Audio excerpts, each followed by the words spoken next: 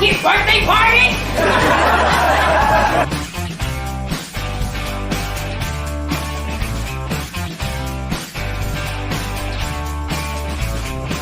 And then you got a freaking miracle. There you go. Welcome to the Abracadamn podcast, and I'm your host, stand-up comedy magician, Danny Whitson. All right, Abracadamn, I hope everyone has had a good week. It's been a good grind getting stuff done. I hope you're getting it done like in the morning hours, because any other time than that, it is just too damn hot. It is still stupid hot here in Tennessee, y'all. So wherever you are listening from, I'm sure it's hot there too, but it's hot as hell here in Tennessee. Know that. Also, I've noticed if anybody is looking for a job, damn, you can literally find a job anywhere right now. And I mean, all these places got like these hire-on bonuses. You know, I saw Crystal's is paying you $500 hiring bonus just to get a job. Someone's paying you just to apply for the job. That's crazy, man. I'm thinking about like applying for the job, getting my $500, and then quitting that crap like my name was Simone Biles. Oh, just kidding. To be honest with you, man, I really don't care. I mean, Simone, who knows? We don't know what she's going through. We don't know. She could have some issues going on, and hell, you know, it's about time we kind of pay attention to people whenever they're having some issues. So who knows? Who gives a damn, Simone? Take care of yourself. Also, like she's ever going to listen to this podcast. So yeah, maybe I should do a gymnastics. Here we go. A gymnastics podcast episode. So any of you gymnastics people want to come on and we'll talk about gymnastics. Gymnastics. I don't even know if I can say it. Anyways, hey, I do want to give a big shout out to the shows from last weekend. Thank you so much, 1907 Brewery, for having me out. It was a sold out show. Amazing people in Morristown, Tennessee. Much love, Morristown. And then let me give a big shout out to the Comedy Zone in Bristol, Virginia. Thank you, so many good people in Bristol. Thank you so much. You guys were fun as well.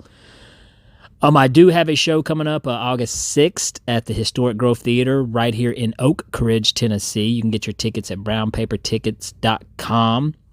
That's going to be a good one. That's August 6th. And then I'm going to be in Greensboro, North Carolina, August 14th at the Idiot Box Comedy Club. And keep listening to some more episodes, and I'll give you some more information on that, mainly because I don't have the information in front of me. But anyways, let's get this rolling. Let's give a big shout out for the sponsors of the Abracadamn podcast. Okay. Well, today's episode is brought to you by Rosie Tattoos. Custom tattoos designed to suit your style in a friendly and clean environment. I've been getting my tattoos done by Rosie for a while now, and I couldn't recommend anyone else because she does excellent work. As a matter of fact, I got an appointment to see Rosie here in just a few weeks, and I cannot wait to get my ink therapy done, baby. Rosie gets free consultations by Facebook Messenger, Instagram, or by email. Shoot her an email at rosietattoos@yahoo.com. Give Rosie a call today at 865-281-3451 or go see Rosie at 5710 Kingston Pike, Knoxville, Tennessee. Get your ink therapy done. You know you want a tattoo. Go see Rosie Tattoos. This episode is also brought to you by Will's Towing. Located at 2081 Oak Ridge Turnpike, Oak Ridge, Tennessee. Now, guys, no one likes to be broke down on the side of the road. It's awful. It sucks. But don't panic. If this does ever happen, give Will Roberts a call at 865-272-5300 and let Will Roberts take care of your towing needs. Will come pick it up, and he will park that car anywhere you need him to park it. If you want that car set in your living room, Will put it in your living room. Also, we've all seen those tow truck drivers that show up and they look kind of sketch. You know, like they may have been touching a possum before they came up to you. You know what I mean? One of those guys. You never have to worry about that at Will's Towing. Everybody who works at Will's Towing is clean, safe, and very friendly to deal with. So if your car breaks down, you need a towing service at all, give Will Roberts a call at Will's Towing. That's 865-272-5300. All right, Abracadamn. Now, today's guest on the podcast is first of all, she's a very interesting person, and also it's no secret that I enjoy the paranormal. I enjoy UFOs. Bigfoot can go kick rocks. Don't care for you, Bigfoot. Don't think you're real. But UFOs and ghosts, yes, you're real. So today's guest, I had to get on here. She's very unique in the way she does her investigations. Unlike some of the other paranormal groups, it's pretty much just her and her badass motorcycle. You can see her show on YouTube right now. It's Ghost Biker Explorations. It's got several seasons, and me and my wife have sat down and watched these, and they are really good.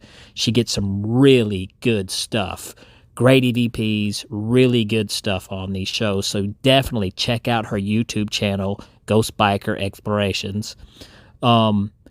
But with that being said, if you will, Abracadamns, please sit back and relax and enjoy my fun conversation with Miranda Young from Ghost Biker Explorations. All right, I'm excited. We got Miranda Young from Ghost Biker Explorations. How you doing, Miranda? I'm doing great, Danny. Thank you for having me on. Well, hey, thank you for coming on. And I'll tell you what, if you don't mind, will you go ahead and introduce yourself to the listeners? Absolutely. So my name is Miranda Young, but I'm better known as the Ghost Biker. I travel around the country on my motorcycle to different haunted and historic locations, and I highlight them on my web series, Ghost Biker Explorations. That is super cool. First of all, that's totally different because, I mean, we've all seen like paranormal groups and people who, you know, it's real popular these days, but we don't see too many people on bikes going out solo and checking out these places. This is really interesting. Yeah, absolutely. There's, I know of a couple other investigators that ride, but I don't know of really any others that actually go out on their motorcycle to these specific locations. Typically in my episodes, it's either just myself videoing vlog style, or I may also have a videographer with me that may or may not ride, but I always have to pack, accordingly for being on my bike. Sometimes if it's a bigger location, I'm able to have my videographer carry some stuff with them, but I've gotten pretty good at consolidating my equipment and really planning for the investigation if I'm out there on my motorcycle. This is so cool. Okay, but first, okay, I'm sure everybody's wondering this right off the bat. Okay, how did you get into paranormal stuff? What got you into it? And also, keep in mind, you're solo pretty much, so you got to be super brave. I'm assuming. Go ahead. How did you get into it? So, like most investigators, I've been interested in it my entire life. I started out really being interested in the history and the storytelling aspect of it. My grandmother, she told me about growing up in the Appalachian Mountains and was telling me about all kinds of folklore and local haunts. And so she really instilled the importance of storytelling from the time that I was really young, both her and my dad. And also, my dad, he would take me out traveling about every week to different locations, telling me kind of how the way things used to be. And so sort of essentially ghost of the past.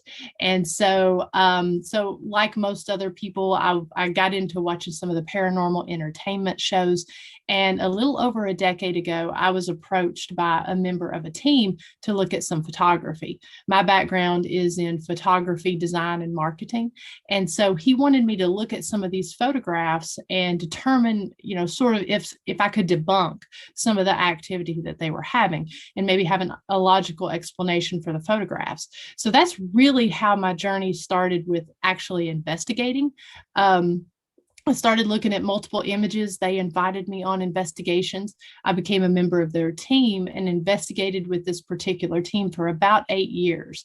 And then I found that while I wasn't investigating with the team, I was going out on my own and investigating solo. I was doing a lot of urbexing and a lot of just exploring on my motorcycle. Or if I was traveling for work, I would always go out, find unique locations, take photos of them, and put them on my social media. And so with the team, we would usually investigate 1 or 2 places a month, a lot of commercial locations as well as residential cases. But the places that I was visiting on my own were typically places that people wouldn't really think about going, and they always had a unique story with them. So more of the local legends, if you will. And so people started asking on my social media posts questions about, were these locations haunted? What's the story behind them? And so I thought, it's a pretty interesting concept, because I'm always out on the motorcycle. Why don't I document this through video? And so I ended up stepping away from the team, because on the team, I had the job of being their photo analyst, as well as putting their videos together and doing their social media and marketing. And it was just a little too much to try to carry on the Ghost Biker and then also the team. So I ended up stepping away, and now we're rolling into the 4th season, and it took off like crazy. And so I've been doing a lot of cool and unique things with it, and I'm really glad I stepped away and to see where this would go. That is so cool. And now, okay, so your parents kind of got your interest into the paranormal with Switch, which I think that's super cool to hear all kind of any type of old stories and stuff like that. But well, then let's also ask about this. Motorcycles. Yes. So what got you into motorcycles? Same thing, always been interested in it. And funny enough, my family, none of them rides. And they were actually kind of, when we were younger, I grew up in Northeast Tennessee in an area that's very popular for ATVs and dirt bike riding, but they never really encouraged that. And I remember one of my first toys was a little bitty Sportster. And I loved that little Sportster. And so that's what I actually ended up getting when I got my first motorcycle. Well, not my first, but my first brand new motorcycle was a Sportster, an 883 iron. And so I just always loved it. And, for me, there's no better way than being able to center and ground yourself on your way to these investigations than riding on a motorcycle. You can really get yourself grounded and really kind of plan out and think out that investigation that way. Now, I don't ride. I don't. And I'll be honest, I don't know, man. Maybe I don't want to say motorcycles scare me. They don't scare me, but they scare me. No, I don't know. I don't know. Now, I've always seen like the guys with the big choppers, and I'm thinking that would be cool, but I'm like 5 foot nothing. So I'd probably have to have like a ladder, just to get on the thing. I don't know. But it still is cool. And so, well, let me ask you, how old were you when you first got your first bike? Were you like really, really young, or? I wasn't. I was actually 29 when I got my first bike. Yeah. So I've been riding for 12 years. So now I didn't ask you to tell you how old you were, Miranda. You told that, but I don't know. My abracadamns can do math. I don't know. But anyways, the 29 years old, you get into motorcycles, which is super cool. And there's a lot of people who get into it even later in life. And from what I hear, there is like a freedom, something that you get from being out there riding. And I can only imagine, I'd say you got a lot of time in your head too. A lot of time to just kind of think things and process things. You really do. And, for me, I often joke and say that I wish I had learned to ride earlier in life, because it's like, when you're younger, you have no fear. And so, that fear of falling, I mean, it's just natural. And on a motorcycle, it's not, if you're going to lay it down, it's when, because most people do drop their bike at some point in time. But I know that, sometimes when you're on those curves and on those roads, it's like, it's easy to get in your own head and think, if I'm not careful, I really could die at this. And so, not to take it in a morbid turn or anything, but I know that in my mind, I sometimes wish I had learned to ride earlier, because then that fear wouldn't be there. But on the flip side, I think that fear also helps to, make me a better rider, in a sense, to where I do know that you have to be careful. And it really does kind of parallel nicely with the paranormal and what we do. I really plan my routes out, just like I really plan my investigations. And you really do have to think about what you're doing. There is sort of a method to the madness or at least when I'm investigating. So the two really kind of parallel well together. when it comes to investigating and motorcycle riding. I totally agree with you. And that is so, you respect that motorcycle. You respect Yes. being out there versus like we've all seen young idiots, even Mhm. old idiots. We've seen, and this like, you moron, what are you doing? So Yes. that's very well true. Now, okay, so right off the bat, you're a brave person. Like I said, you go on these. This is kind of your thing. Like I said, I do believe Mhm. in there's absolutely something going on out there. I don't know what it is, but did you ever have like a paranormal experience? Did you ever have anything first before you really started investigating that really kind of sold it to you? I never really had that aha experience that a lot of investigators have. I know I've talked to a bunch of them that grew up in haunted houses. And so I never had one experience per se that happened. But, when I was a kid, with that storytelling aspect, I credit a lot of that to my librarian as well. I did go to a haunted elementary school, and the librarian made sure every year that she told everyone that passed through those halls from when she started till way after I was out of elementary school about the tragedy that occurred in our elementary school.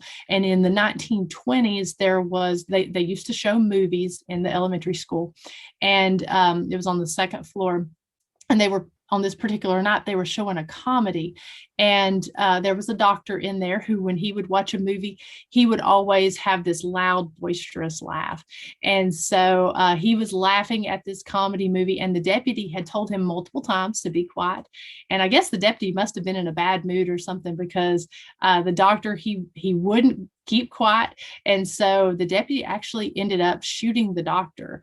And when he shot him, he also ended up shooting the sheriff. And so that was the story we were always told. And we've been able to go back, find newspaper articles, and you could actually see some of the bullet holes up in that second floor area of the elementary school. And so I can remember times when we were kids, my parents were teachers, and we would be there a little bit later sometimes, with the kids daring you to, walk up to that area and see if you could hear the phantom laughter or hear the phantom shot, or whatever. And so the school is no longer there, or the elementary school where the shooting occurred, but they do say that you can still hear some laughter, some gunshots, even almost what sounds like an old 1920s comedy movie playing. So I never had an experience until I actually went ghost hunting on that very first investigation. So, And that, go ahead. Okay, all right. So first of all, that's a crazy story. What kind of crap was going on? So the deputy shot the doctor and the sheriff. Yeah. And every now and then you can hear the doctor laugh, maybe an oh shit from the sheriff. That is insane. Man, that deputy was a jerk. I mean, gosh, how come they were watching a comedy? Everyone's having a good time. Exactly. What's his problem? He ended up, how Southern justice can be. And it happened very swift. Oh, yeah. And he ended up getting put to death in the electric chair. And it was a very short trial. And that probably happened from the sheriff, ended up passing, in that. So yeah, everyone knew that story. And so that was really cool. And that was so you went to this place, and did you hear the laughing? Did you hear anything like that when you were there? We always thought we did when we were young, so we would always think that we did. And it would be one of those things where, again, you would dare your friends to go up on that second level, and they always kept those doors locked in that area because they weren't actively having elementary classes in there. But we would always think that we heard some kind of laughing or some kind of phantom shot, or someone would run up and smack the door, and I would give anything to get back in there and do some investigations now. But they tore it down back, I think in the late 90s, they tore that specific building down. When I saw a ghost when I was 12 years old, which sounds like a crazy thing to say, and especially the way I say it so confidently. But I mean, over the years, I have tried to rationalize it and figure out, any way I can. First of all, I'm a magician, so I know how to trust me. I know how to pull the wool over your eyes. But I did look at it as rational and skeptical as I possibly could. And, it kind of boils down to this. It came down to, it was either a ghost or something paranormal, something that I do not understand, something from another dimension, or I was hallucinating, which is also a possibility because, I mean, our brains do some weird stuff. But now here's the kicker. All right. I wasn't the only one that saw it. Oh, that's cool. When I was 12 years old, my friend who was staying the night with me that night saw the same thing. We witnessed it together. And to this day, I don't know what, I don't know. And then I did have an experience happen just about 2 years ago. I didn't see anything.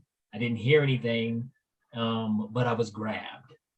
Mm. And I always used to, when I would watch these paranormal shows with Antoinette, and I would see these people like, I've got scratch marks down my back, or it popped my pimple right here. The ghost got me.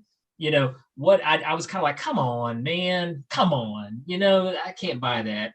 But I will say, I had, and to me, when I look back on this last experience that I had, I was all alone. I was out walking on a trail, and something grabbed me, and nothing was there.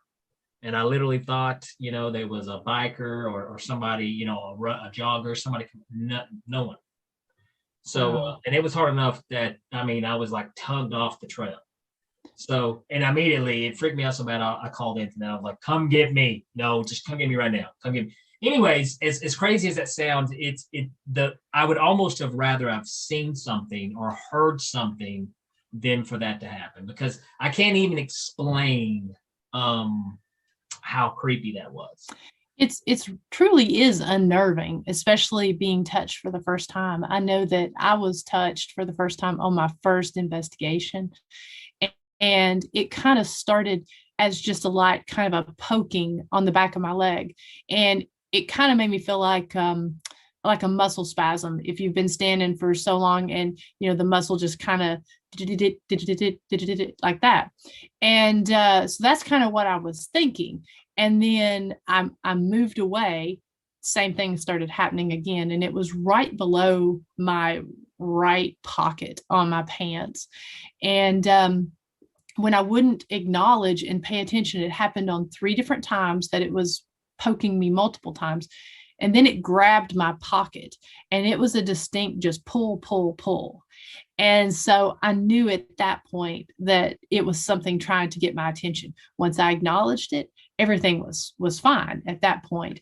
And then I've been touched a couple times since. And if anyone has watched my past episodes, especially season 1 and 2, I had a videographer named Josh who was with me, and he's not a paranormal investigator. He is a believer, but not an investigator. And he was often getting touched and grabbed. And he, the way that we sort of described it, because I've had this happen where they'll, just touch my arm. It's almost kind of like, unless they give you a distinct just grab and shove, which they can have a lot of power. What they did to me. Exactly. Because they can push, they can pull, they can scratch. A lot of the time, the touch, I kind of describe it as feeling like kind of going through a spider web.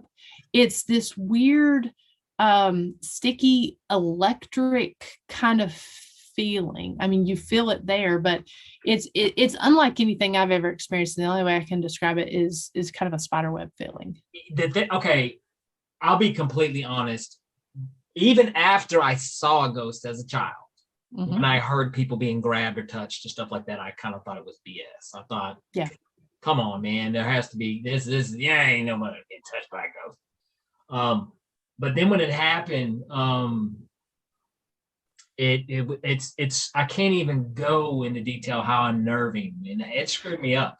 Because literally, imagine just like somebody grabbing you by the waist and yanking you off, like they were trying to yank you off the trail, and there was a force with it. It was enough to startle Mhm. me.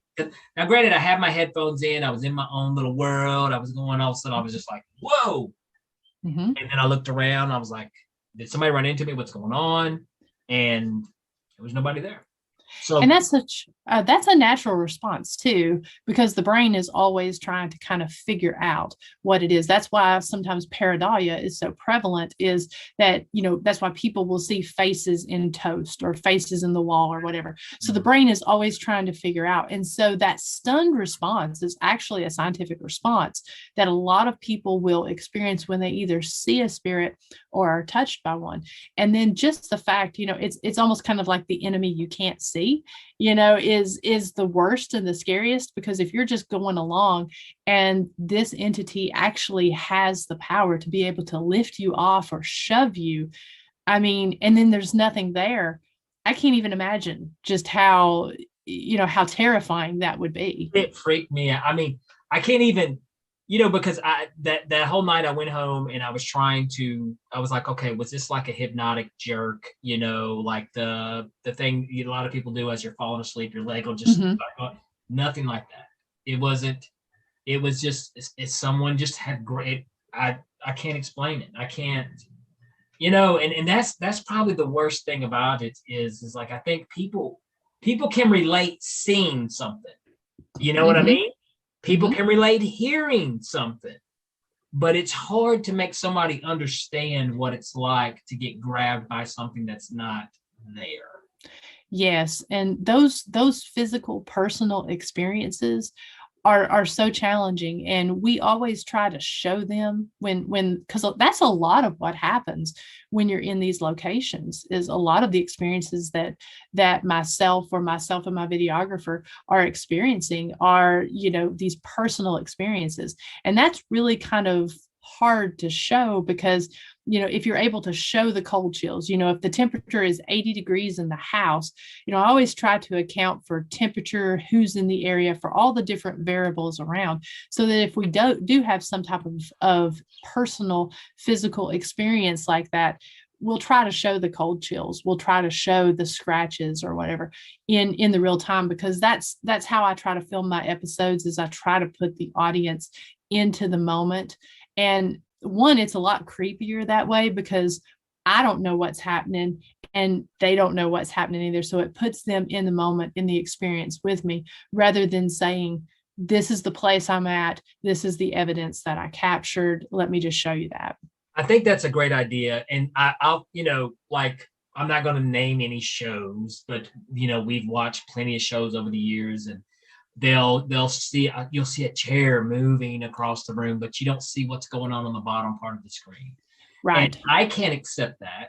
I can't, because I can think of so many ways that I could do that, So, I'm just like, okay, this is fun to watch, but come on. And to me right now, one of the least believable things is whenever you do see cabinet doors opening and moving, because I can do that. I can do that right now, That's not impressive to me. Now, I have seen some things that, that especially with, we've got so many cameras and security type cameras, sometimes I pick up on some things and I'm just like, that's really interesting. It's hard to say what that could be, what it is, but that is extremely interesting. Now, do you use the EVP, the electronic voice? I'm sorry, I Phenomenon. But the phenomenon, there you go. Yes, I do. And actually, for me, because my background is in photography and video and that sort of thing, the EVPs are one of the most compelling for me, because I've developed sort of an 11-point system that I'll run all photographs through, just to try to debunk what I'm seeing. Plus, a lot of these locations, I try to go in during the day and do just a full scale walkthrough, taking tons of pictures, not for not for really just to capture any kind of paranormal phenomenon, but to really try to sort of debunk myself, because when you're in the moment, things look totally different. There may be mannequins in the room. There may be, chains or something hanging down that when you're in the heat of the moment of an investigation, you may not notice or you may not remember. I mean, the human mind is not very reliable when it goes back for witnessing and that sort of thing. So for me, the EVPs are some of the most captivating, just because I always, before each of my videos, I always try to put who's on the property. Is it just myself? Is it just myself and a videographer? If there's another male on the property, if it's just myself and another female, whatever, I always put that. I always put the temperature, the weather, what the moon phase is, that sort of thing. Just so if we're in an area and we're capturing, if it's just me and I'm capturing a male's voice, it's hard to explain that. So most of the EVP or most of the evidence that I've captured are EVPs that, I don't have any type of explanation for. And I try to drop static cameras on the outside of the building and in also different locations of the building where I'm investigating, just to kind of show, because you will sometimes get outside noise contamination, but we try to, account for that just by putting cameras and always putting audio recorders and such out if it's a large enough scale location for that. So, okay, let me ask you this, because a lot of people don't really, when you really think about ghosts, okay, a lot of people don't really think about the reality if ghosts are truly real and do truly exist.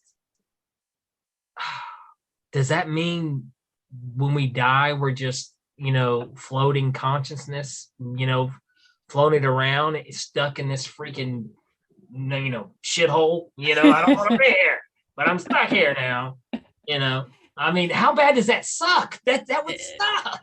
Exactly. And that's a great question, and I find that my opinion and my theories change every time I do an investigation. I'm a firm believer in energies, positive and negative energies. And sometimes I think a lot of what we're experiencing isn't necessarily the soul of the being, but the energy that's left behind, especially if it's a residual haunting. And what I mean by residual is we have two types. We have the intelligent haunting and we have the residual.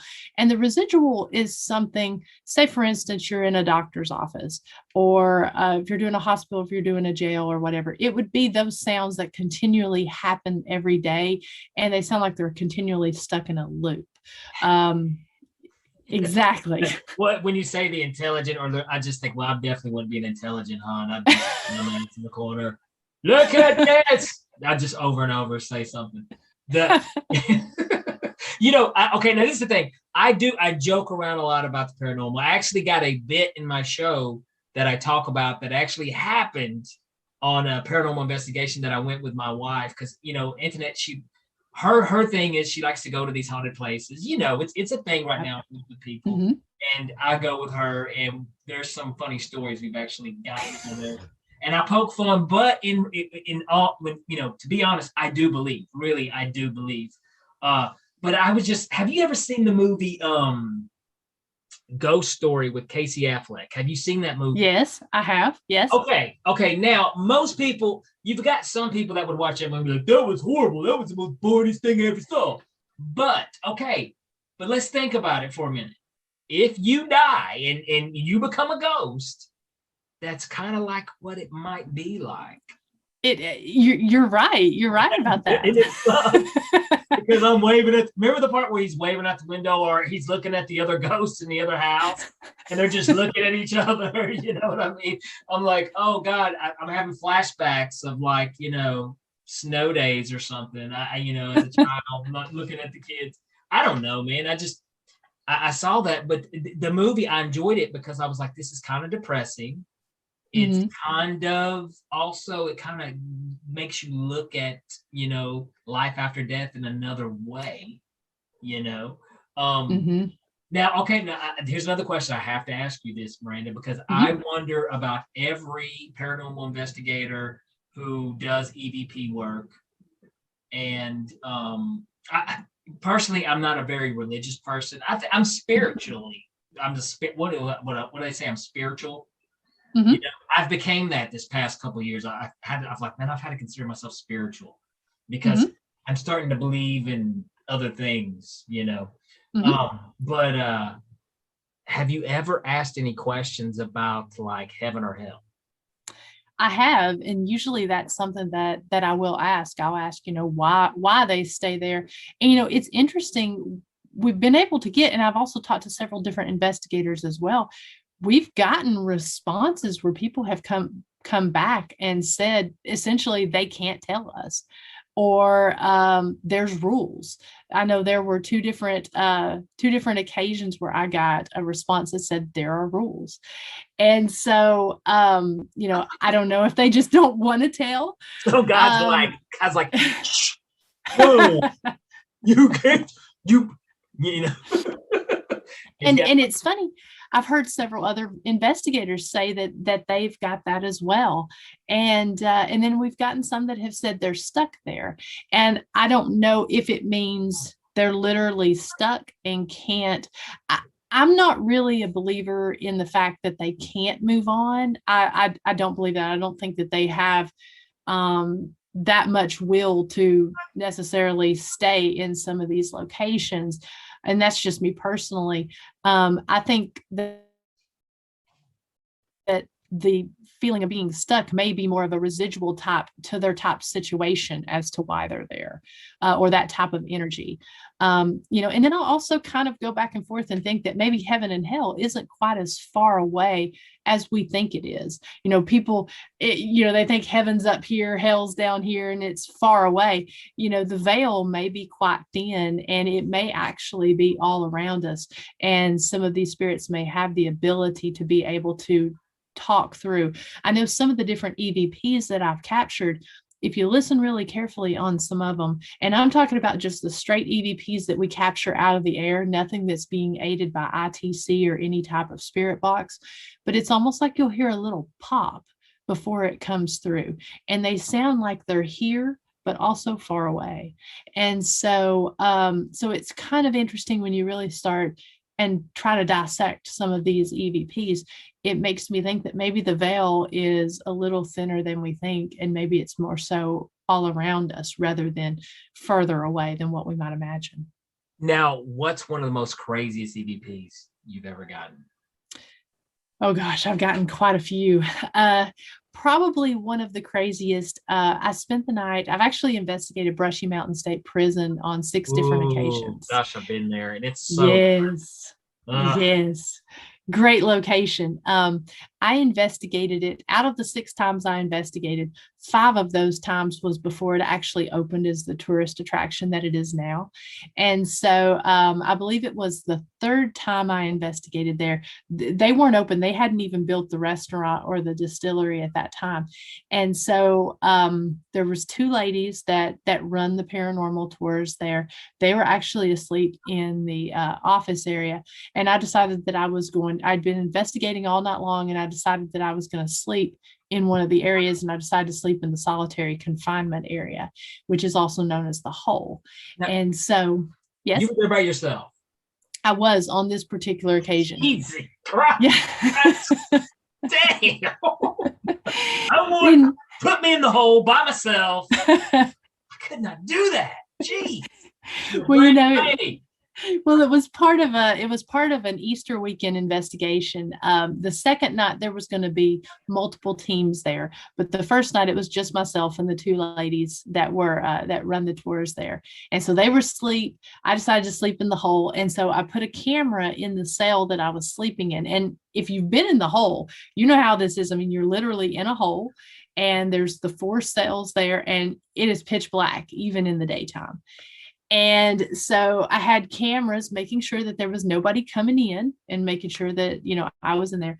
And I ended up sleeping for about 3.5 hours that morning.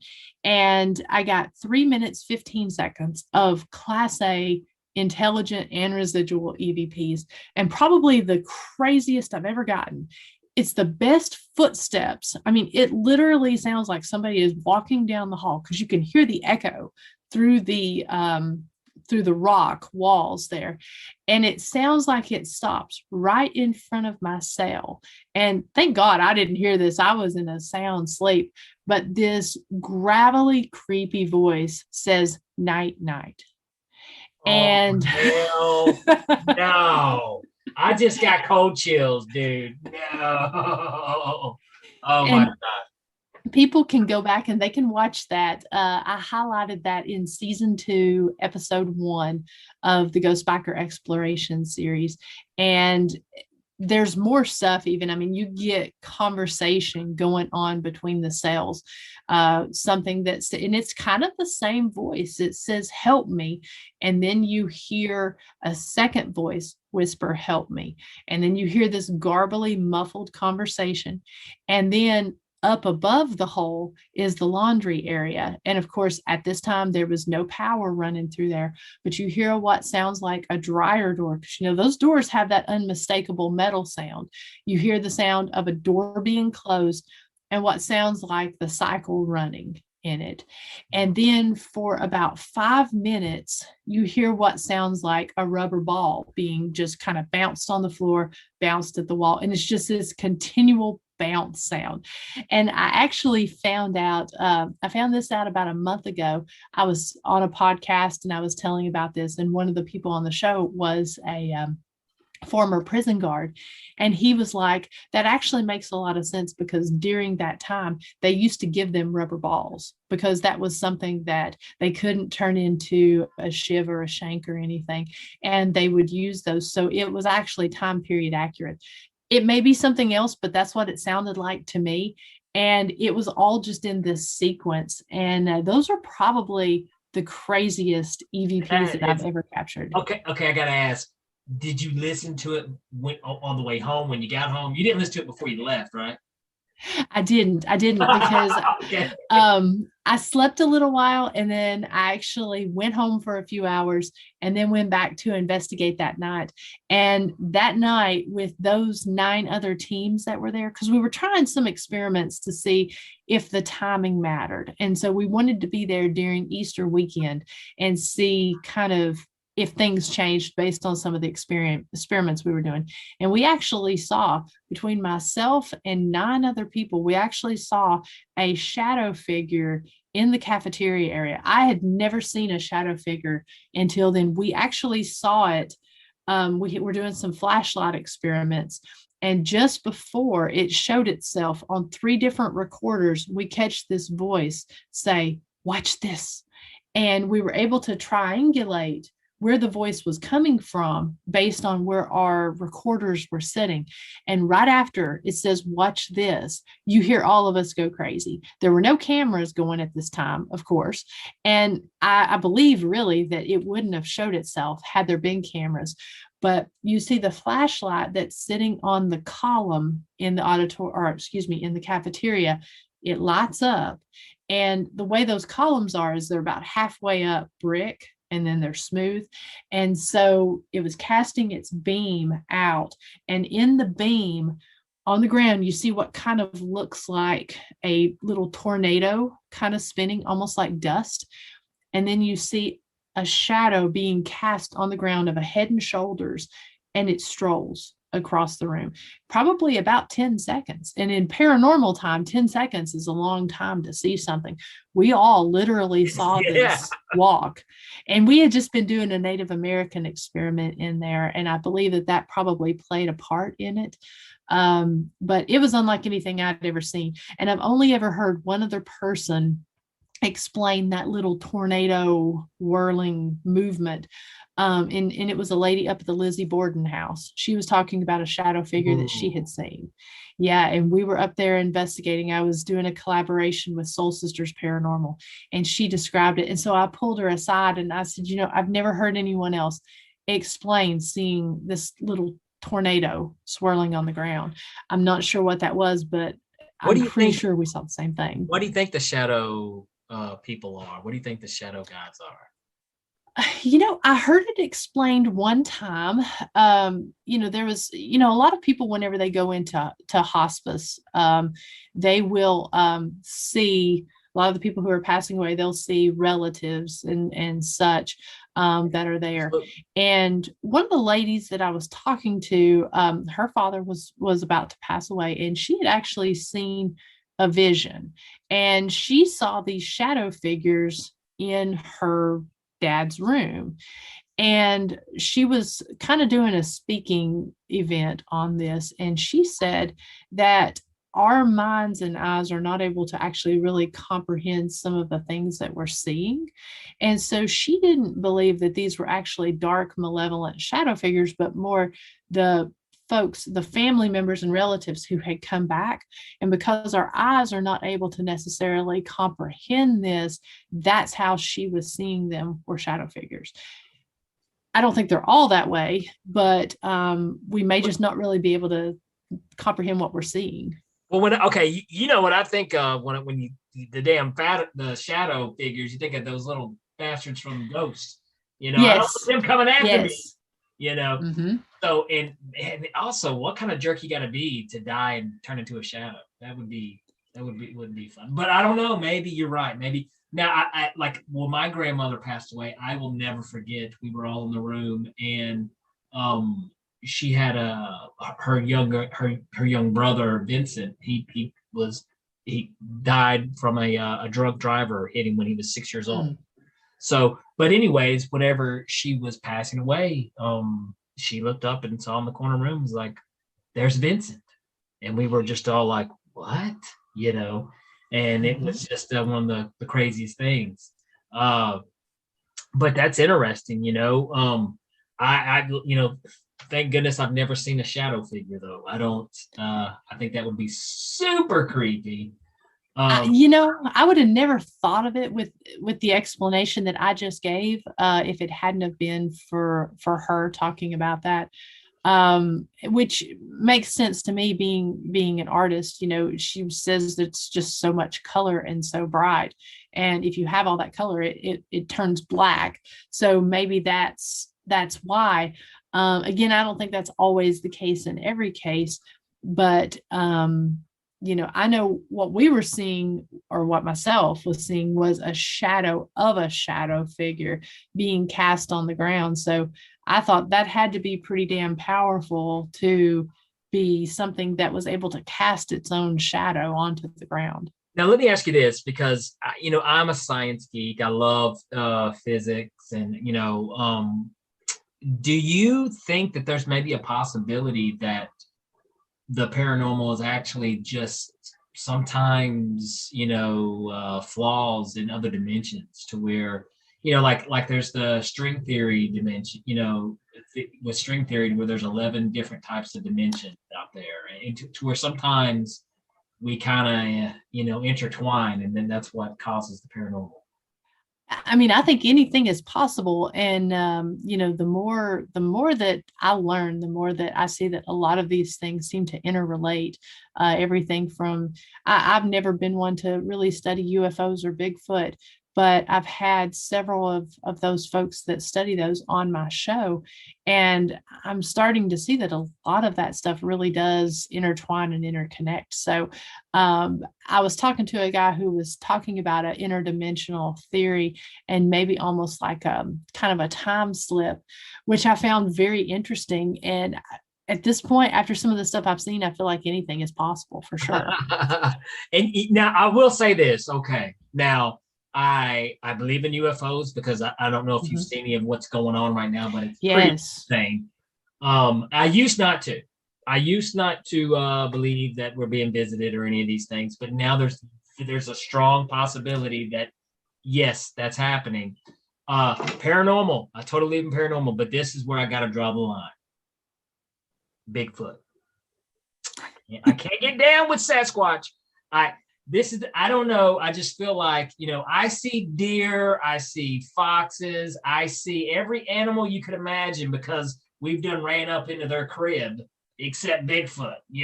I want to see Bigfoot, running around in my neighbor's backyard or something, if he's real. I don't know now. Like Antoinette believes in everything. My wife, she believes. She doesn't believe me when I say I put the toilet seat down, but she's got no problem believing in a hairy skunk ape. And also, did you know this? Okay, I don't know if you know this, but it's going to be TMI time on Bigfoot. In Helen, Georgia, there's a museum, and they have a Bigfoot turd in a glass case. Really? Yes. Now, if you believe in Bigfoot, that's some extraordinary evidence. But if you're like me, somebody's got the best party story of all time, No doubt. But anyways, I'm not saying like there's one guy I have on here, Ryan Stacy. He's really big in paranormal, really huge in the UFO field, and he kind of thinks everything's kind of connected somehow. So I don't know. I don't know if I get on board with that or not, but it is interesting to think about. I don't know. I've heard some people give some good arguments to that. I'm actually going to be speaking in July at a Bigfoot conference in Ann Arbor, Michigan, and I'm actually going to be speaking on the paranormal side of things because I never have gone Sasquatching or been Bigfoot hunting. I've had a few people on my show, my weekly podcast that's talked about Bigfoot, and I've found it interesting. I'm like you; it's a little bit harder to convince me, just because I don't know. There's so much. I do, the more I get out in the woods, because I love being out in nature. And I know that there's definitely some areas in the backcountry and stuff that we don't get out to very much. But it's hard for me that we don't have any type of solid evidence.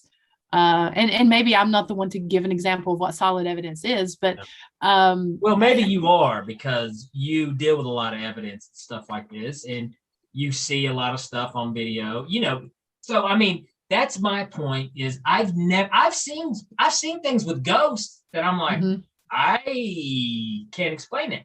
Yeah. I've never seen a video of Bigfoot and been like, there's no way that's a guy in a suit. There's just no way. I've never been convinced. Well, let me do this, because we are, these kind of conversations, Miranda, it goes by so quick. I love these kind of conversations. But I got to ask you a couple things first. Okay.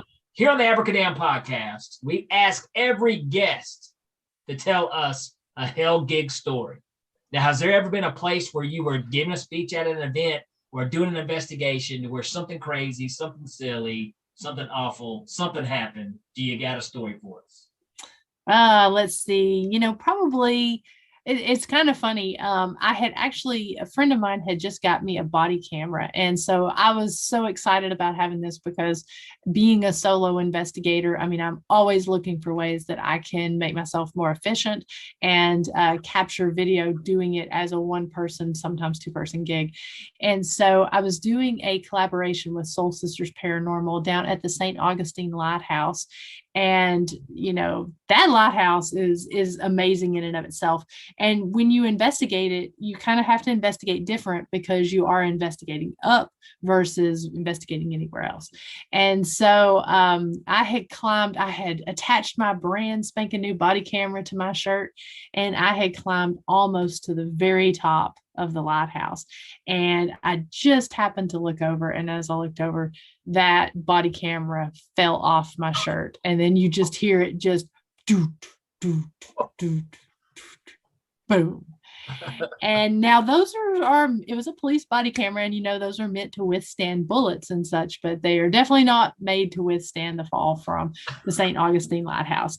And so I got no footage from it, and those are not cheap. And again, it was a gift from a friend, so that kind of set the investigation off on sort of a bad tone, but son of a bitch. Yes. And you hear me like, oh no. Well, so yeah. Okay. That would suck. That would totally suck. Now, really quick, what was? Well, not like she just goes on and rambles, but What was probably the most haunted place that you've ever been to that you thought this place is seriously a freaking, this is like the pits of hell? What was the most haunted place? Oh, there have been several. One that I would have to definitely call out would be a residential case that I did known as the Sunset Hill House. And I covered this one on my season 1 and season 2, and we were actually able to cover it from the beginning. I was there actually investigating a haunted relic, which was a haunted tub. And it was A haunted from tub? a haunted bathtub.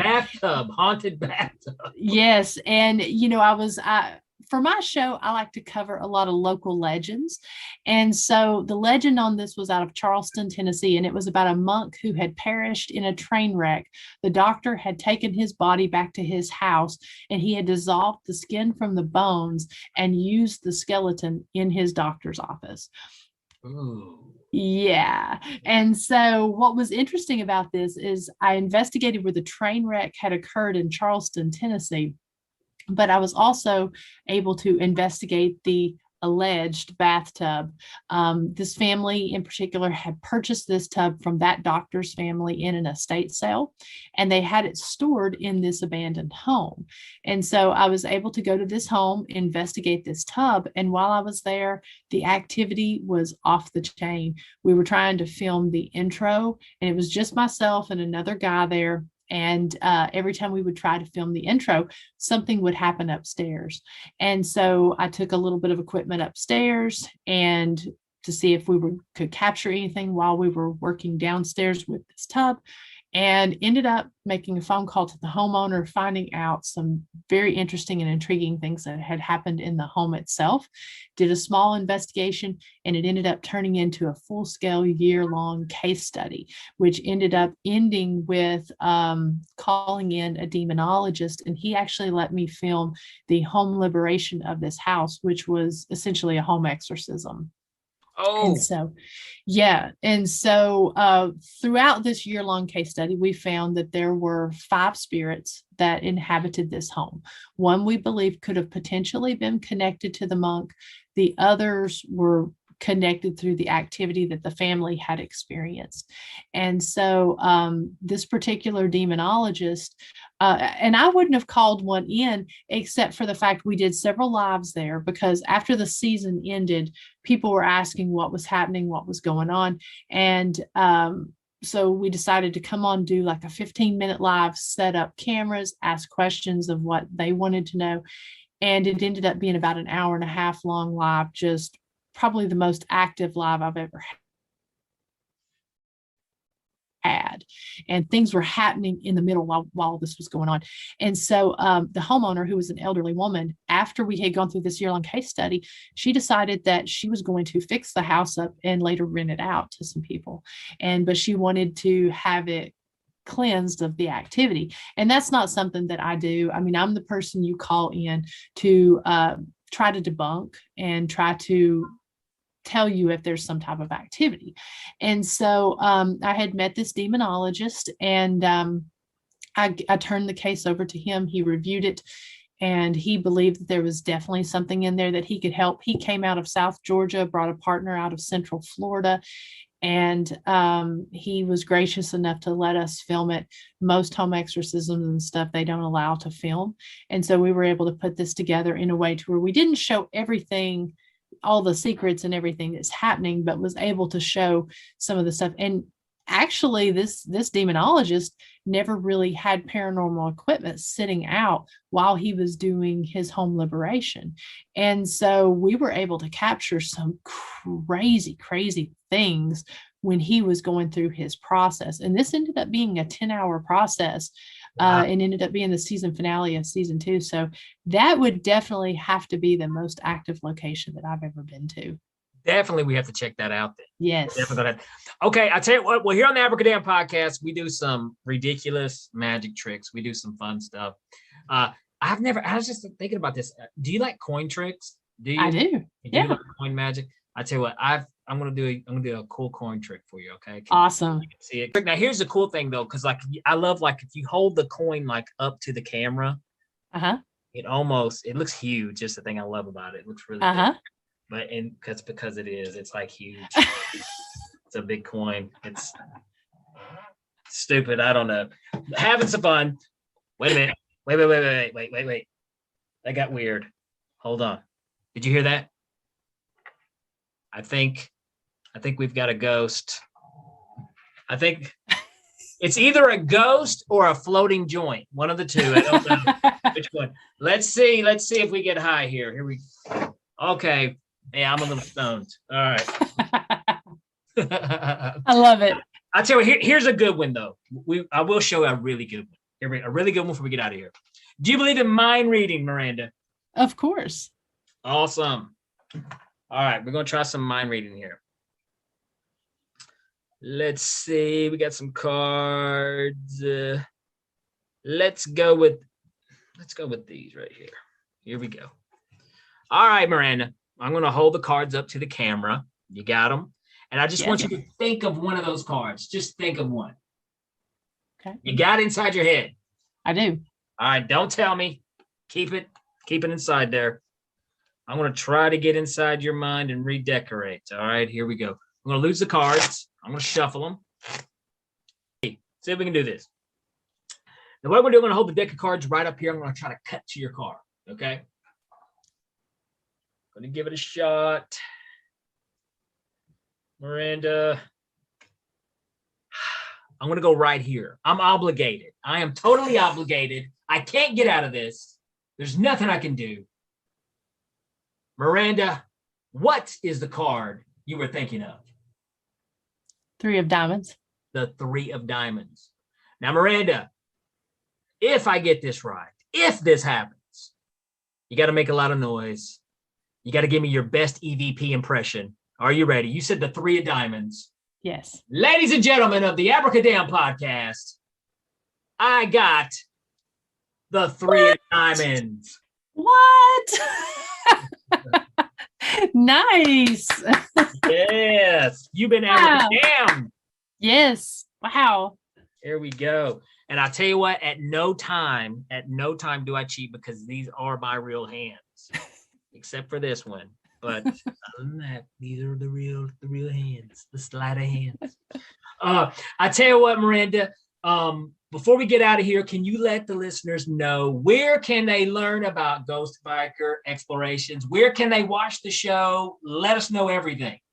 Absolutely. So you can watch the past 3 seasons and the upcoming season 4 on the Ghost Biker Explorations Facebook page, Ghost Biker Explorations YouTube channel, and www.ghostbikerexplorations.com. I'm very active on Facebook with lives and different events and stuff that are coming up. You can also see my photography on Instagram under Runaway Vixen. And you can also follow me every week on the podcast that I have known as Shop Talk Live on the Ghost Biker Garage. And that's every night at 9, or it's a Facebook Live every Thursday night at 9 p.m. Eastern time. And it goes for an hour. And then it airs again on mix1041.com on Saturdays. Super cool. And now, are you going to be at any upcoming events? You going to be anywhere close, or just? I do. I'm actually going to be on the first one on July 10th up in Oneida, Tennessee at the it's the Veterans Celebration and History in the Streets with the Black Cat. I'm going to be one of the special guests there on July 10th. I'm going to be in Ann Arbor, Michigan on July 17th at the Bigfoot Conference, speaking about the paranormal. And we've just got a full schedule. I do a lot of events at Harley Davidson's around the country. And so these are free events. We just had Screamfest this past weekend. So all of these events, except for, I think, like the Bigfoot Festival convention, that one does have a charge. But I've got all of those listed on my website and also on the Facebook page as well. I love those kind of, I perform, like I've done stuff there with Mo in them there at Zombie Fest, which is a great festival. Yes, it is. Also, I'm going to be at CreepyCon, which because I do my Halloween, my comedy Halloween magic show. So it's kind of a interesting thing. But yeah, I was wondering if you have you ever been to CreepyCon or? I've not, and I'm actually going to look into setting up a booth there at CreepyCon this year. I think that would be great getting you out there. That would be fantastic.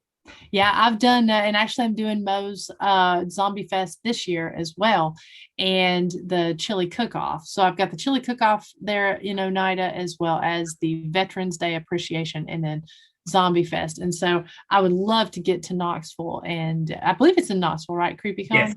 Yes. Yeah, I would love to get to that and come out and see everyone. We get bikers that come from all over, bikers, historians, and paranormal investigators that come by. So yeah, I definitely love to check that out. That is super cool. Well, I tell you what, this has been fun. This has been very interesting, and I can't wait to watch some of these episodes. I really want to see them. Once again, thank you so much, Miranda Young, for coming on the Abracadamn podcast. This has been a blast. Absolutely. Thank you so much for having me. All right, that does it for that episode of the Abracadamn podcast. Guys, I hope you enjoyed that conversation with Miranda Young from Ghost Bikers Explorations. Very cool stuff, man, especially if you're into the ghosts. Definitely check out her YouTube channel, Ghost Bikers Explorations. It's really good. It is really good. I really enjoy them. It's now one of my favorite paranormal shows to watch. And also, I do want to give a quick apology. The dates she listed in July, those dates have passed. I do apologize. But I know you'll be able to see her at other places, so definitely go to her website and check out her scheduled events. She's fantastic to talk to, especially if you're into the paranormal. Also, guys, be sure to check out the YouTube channel. Okay, you can see 30 minutes of this episode on YouTube, and it's also full of some funny memes, some funny little edits, some stuff that may make you crack a smile a little bit too. So definitely be sure to check out the Abracadamn podcast on YouTube as well, and subscribe and hit that follow button and like button. All right, Abracadammits. Like always, thank you for listening. Awesome.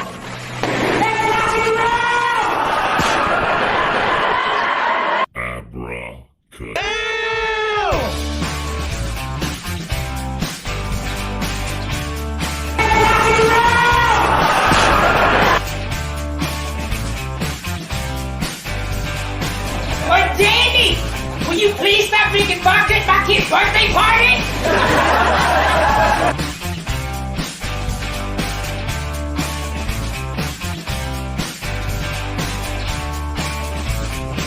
And then you got a freaking miracle. There you go.